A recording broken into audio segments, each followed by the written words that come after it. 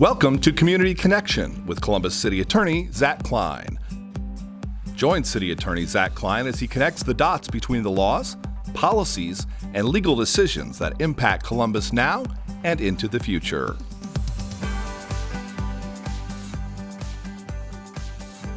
Hi, I'm Columbus City Attorney Zach Klein, and you're watching Community Connection, where we highlight the many ways the community is connected to the legal and policy decisions we make in the City Attorney's Office, and how those decisions have a positive impact on Columbus. And I'm Meredith Tucker, Deputy Chief of Staff for Communications in the City Attorney's Office, and your co-host for our very first episode of Community Connection.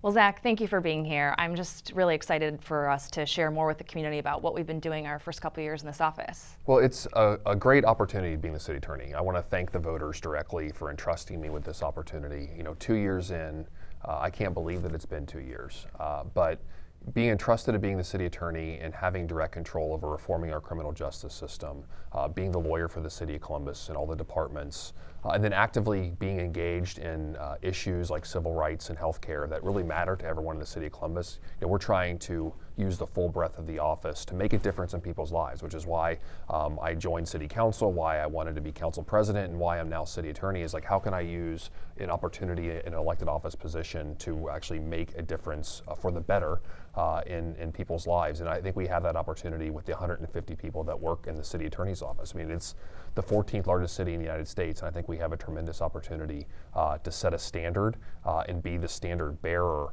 for protecting civil rights, protecting healthcare, standing up for others, reforming the criminal justice system, and just being and being a champion for all the members of our community, regardless of where they live in the city.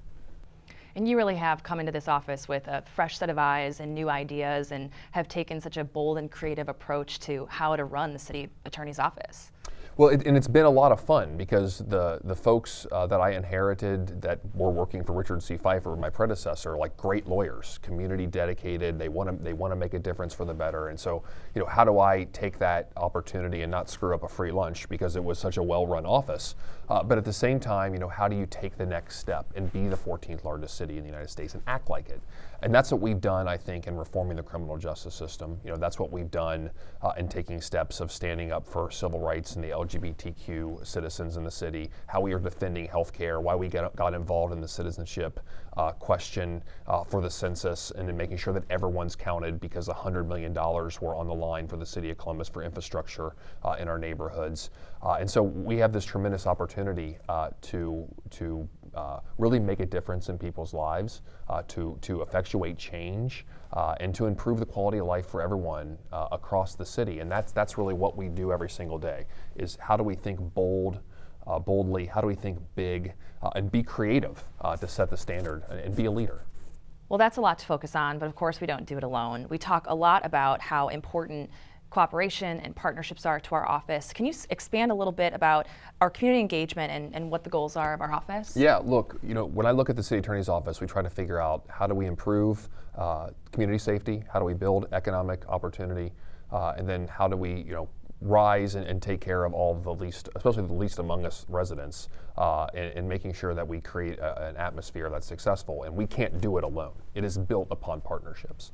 So when we shut down a drug house or a business that's operating illegally in a neighborhood, maybe they're selling illegal items like stolen items out the back or drugs in the front, it's because of partnerships with the Columbus Division of Police, the Columbus Division of Fire, even sometimes the City Health Department. Like, all of those interagency opportunities come together, and we work with all of them because the City Attorney's Office is an important player, but if we didn't have our teammates, it's like any successful team, it's teamwork and cooperation to get it done. So that's why we've been able to successfully shut down a record number of drug houses, because no kid, no family should ever live next to a drug house, and that's critically important to building strong and safe neighborhoods and making sure we lift up everyone. And then on the bipartisan side, we have worked with my former political opponent and rival, Ron O'Brien. We've also worked with Governor DeWine when he was the Attorney General, and really two high-profile areas. Every day can't be election day. That doesn't really serve our citizens. We have to be able to put partisanship aside and make a difference, and help folks. So when you look at what we're doing in criminal justice reform as it relates to lowering low-level felony drug possession to a misdemeanor so that those felony convictions don't carry people with them the rest of their lives. They can actually get a job. They can be the moms and dads they want to be. That's a partnership that we built with Franklin County Prosecutor Ron O'Brien, a Republican, with the Senate President Larry Obhoff, a Republican, and then me as the Democrat, working across party aisles and saying, like, where do we have commonality to get stuff done? And this is major reform for any state, especially a state like Ohio, that's going to give people a second chance, that's going to actually make our community safer, that's going to turn people into productive members of society and taxpayers, which I think are all wins across the board. And then probably the most notable high-profile success is when Governor DeWine, then Attorney General, and I worked together and filed a lawsuit to save the Columbus Crew. That was a bipartisan effort. There's no Republican or Democratic way to look at saving a professional soccer franchise, but we were able to, come together and file this lawsuit, the City of Columbus and the state of Ohio, against Major League Soccer, and then the former owner of the Crew, and we won. And it was the first of its kind legal battle, but we were able to take it to court and get a judge to rule in our favor. We won every step of the way, but that was something that was really special for our community. And that kind of collaboration with all of those people coming together to achieve a common goal is really part of what makes our community so special. It's something that's unique to Columbus, because even when you travel just Ohio, let alone the country, the fact that we work bipartisanly, the fact that we bring labor and business and faith and neighborhood all together, some people dub it the Columbus way.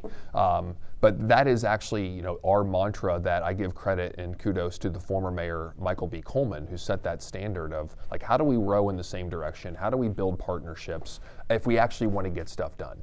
And I think that's where our politics are good in the city. And you don't see that when you travel to other cities in Ohio or even across this country, because you just don't see that collegiality. Now, that doesn't mean that everyone comes in and agrees automatically, but it means that we keep an open mind and we work together because there's clearly a community interest that needs to be solved, and we collaboratively and through partnerships and teamwork try to tackle that issue together. Well, it's such an exciting time for our city, and it's great to see the culmination of all that hard work come together. But another huge goal of yours has really been criminal justice reform. And the partnership that you have built with County Prosecutor Ron O'Brien has really made some great progress when it comes to things like reforming Ohio's drug sentencing laws. Can you share a little bit more about what's happening with that? Sure. So Ron O'Brien and I came together. If y'all remember issue 1, it was on the ballot in 2018. It failed. But there were some good things in issue 1. There were also some bad things. So what Ron and I did in a bipartisan way was take the good and got rid of the bad. And the good, in our opinion, in finding common ground and bipartisanship and compromise was taking low-level drug felonies and moving them to a misdemeanor, with the exception of fentanyl and date rape drugs. Those remain felonies. Allowing a judge to assume the person's going to get rehab instead of going to jail. I think focusing on that treatment over incarceration is critical. But you know what? If a defendant says, I'm not going to go to rehab, then the judge has the opportunity to jail that individual. And I think that was a big difference in some of the political arguments that were made in the issue 1 world. Is that, here is a presumption towards rehabilitation, which is so important for someone to turn their lives around. But if they don't want to take advantage of it, then the judge still has the ability to send that person to jail. And it's the same thing for a probation violation. So like minor or technical probation violations aren't going to end you up in jail, land you in jail, but committing a new crime will. So this really is a comprehensive overall that's focused on the fact that addiction and having low-level possession of amount of drugs is a brain disease. Like, these folks aren't criminals. They need help, not incarceration. And for far too long, our criminal justice system has really been the addiction center specialist or the mental health center specialist, because we have no place for these folks to go, and we relied on the criminal justice system as a warehouse for them to get treated. Like, that's not acceptable. That's not the way we should be doing it. There's no metric in the criminal justice system that says, like, that is a successful model.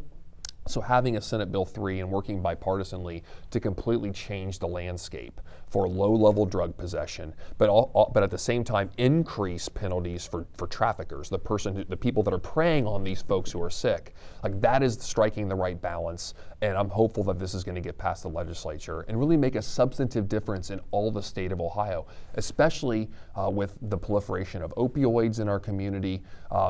This is something that touches upon every aspect of someone's life. It doesn't matter how rich you are, how poor you are, whether you're white, you're black, you're gay, you're straight, male, female.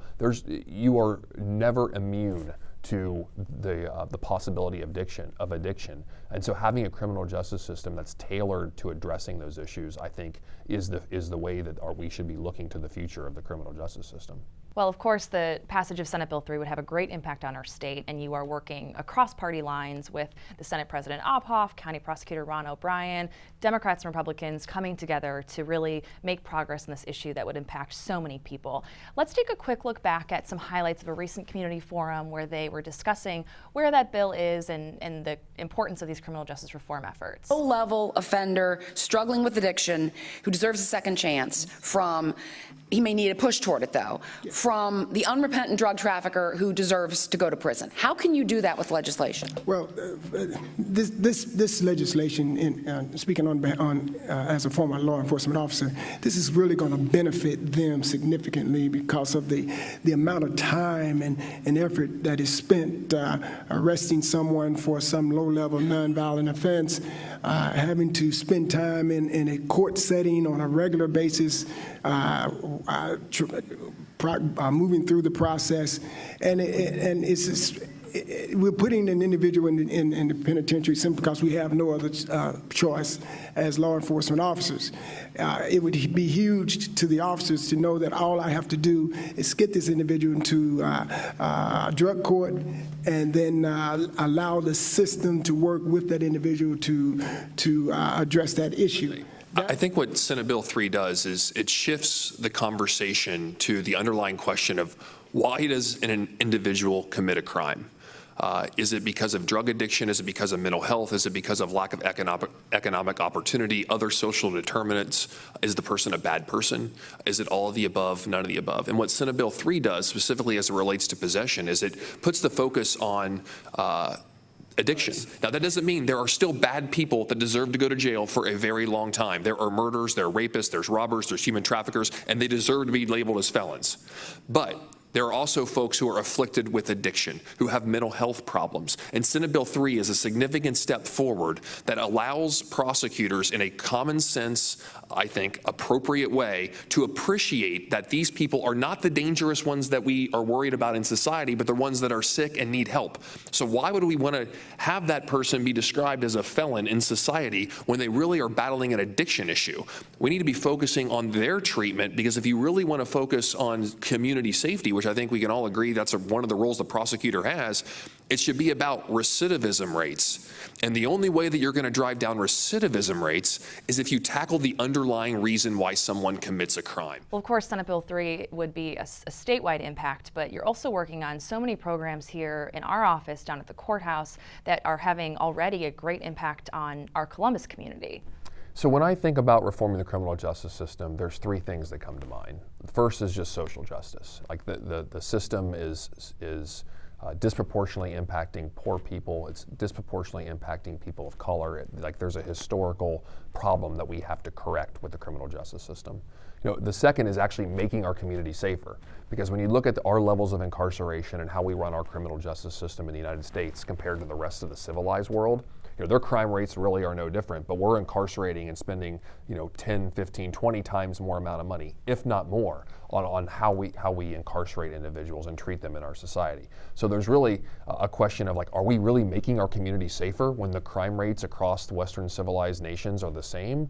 I would say there's no statistic that says we are. So, like, how can we actually make our community safer by reforming the criminal justice system? And then the third is economics. Like, how do we take the criminal justice system and instead of it always just being a stick and being punishment, how do we use it as an opportunity to turn someone's life around? Instead of that individual being part of the criminal justice system and maybe receiving taxpayer benefits, how do we make them taxpayers? How do we give them an opportunity to be productive members of society, to be the moms and dads they want to be? Now, there are bad people that deserve to go to prison and jail for a very long time. But those people are a small amount of the people that actually interact with the criminal justice system. Just like in the conversation of moving felonies down to a misdemeanor as it relates to drug possession, there are still people that should be felons. There are rapists, murderers, robbers, human traffickers. And we should reserve that title of felony or felon to our most serious crimes. But when we reform the criminal justice system, we have to think like, how are we treating social justice to make the system safer? How are we actually making our community safer? And then on top of that, the third is like, how do we actually use it as an opportunity to reform the system on an economic development standpoint? So that's why over the past 2 years, we have done some major reform efforts in our office. For example, we got rid of cash bail. We no longer, absent unique circumstances, ask for cash bail for nonviolent misdemeanors. Like, poverty should never be an indicator of whether someone sits in jail awaiting trial. And for far too long, with the way we've done bail in the state of Ohio, and really, frankly, across the country, like, poverty has been a determinant factor of whether you're going to sit in jail awaiting trial. Remember, innocent until proven guilty. So we have made the affirmative step and made a policy change that our prosecutors for nonviolent misdemeanors don't ask for cash bail. The second thing was really born out of the hemp versus marijuana distinction that happened at the state level. For those that maybe not be as familiar, the state of Ohio now allows farmers to grow hemp in the state of Ohio as a new agricultural product. Overall, that's probably a positive thing for our farmers who have been crushed by tariffs out of Washington, D.C. So having a new agricultural product like hemp to grow and expanding access and markets for hemp is going to hopefully help farmers and family businesses across the state. But one of the consequences of passing that law was they said, the state legislature says, well, look, if a product has 0.3% THC or less, it's legal in hemp. If it has 0.3 THC or more, then it's marijuana and it's illegal. Well, historically in the state of Ohio, all the drug testing that's done only detects the presence of THC. It doesn't detect the amount. So now the state of Ohio is scrambling and trying to buy new lab equipment at an exorbitant amount of money. Well, in the city of Columbus, the council has decided that low-level misdemeanor marijuana possession should be a fine, a low-dollar fine. So you couple that with the fact that a new piece of equipment costs $250,000, and then the penalty's a fine. And you look at the historical situations of how marijuana prosecution has disproportionately impacted communities of color.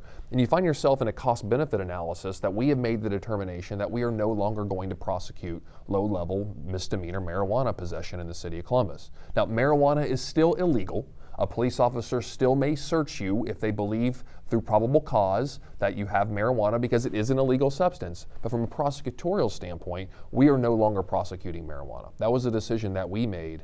And I think it's going to be a step in the right direction of trying to cure some of the ills in the criminal justice system. A final thing that I want to bring up is really something that we started recently, and it's taking a step back and looking at the root reasons why someone commits a crime. It asks a simple question like, why is that defendant here? Why is that person in court? Is it because of a drug addiction? Is it because of a mental health issue, food insecurity, housing insecurity, an employment issue? Is it all of the above, none of the above? And what we've done is piloted a program through big box shoplifting that asks that question. And then we partnered with a third-party social work healthcare organization that will do an individual screen. So trying to figure out why you're here, like asking questions about those issues, drug addiction, mental health, housing, food, transportation, employment.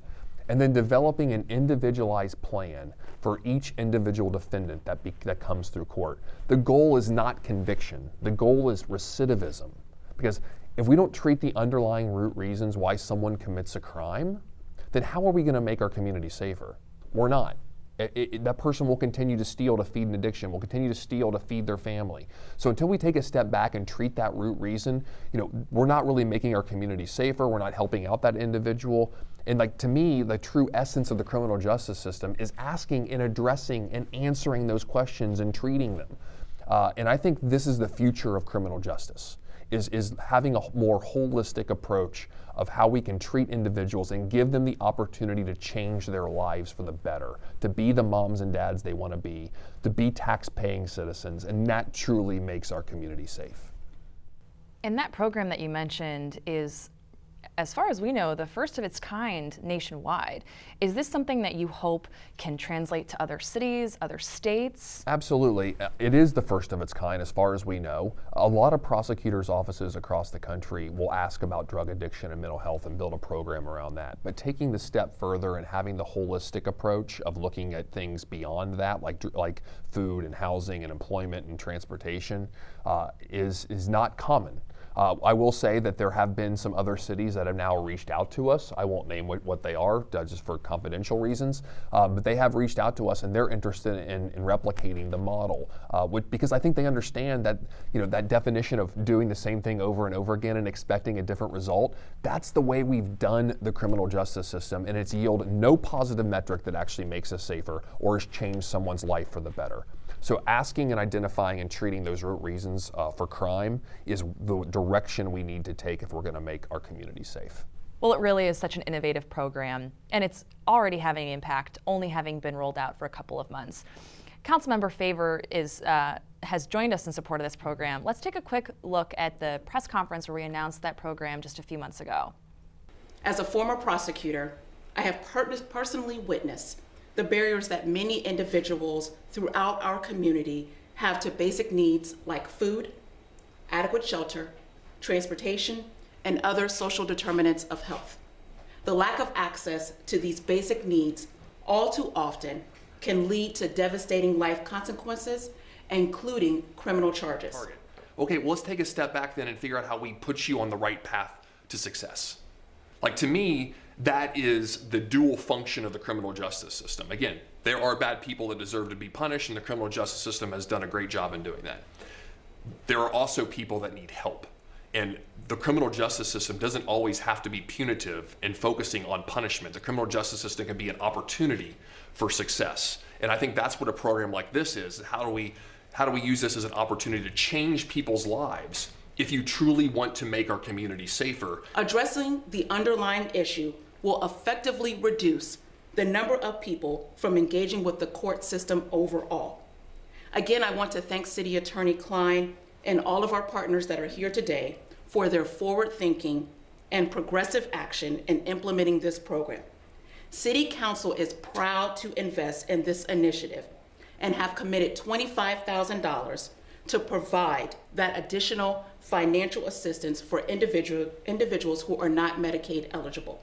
We are looking forward to see this progress in our community. Well, we've certainly covered a lot of ground today, but this is really just the tip of the iceberg. Thanks, Meredith. We certainly have a lot to share, and we're grateful for this opportunity to share it with our community friends and partners and supporters. Remember, you can follow us on Twitter, Facebook, or sign up for our monthly e-newsletter. And so thank you for joining us today on Community Connection. I'm City Attorney Zach Klein, and I look forward to seeing you again next time.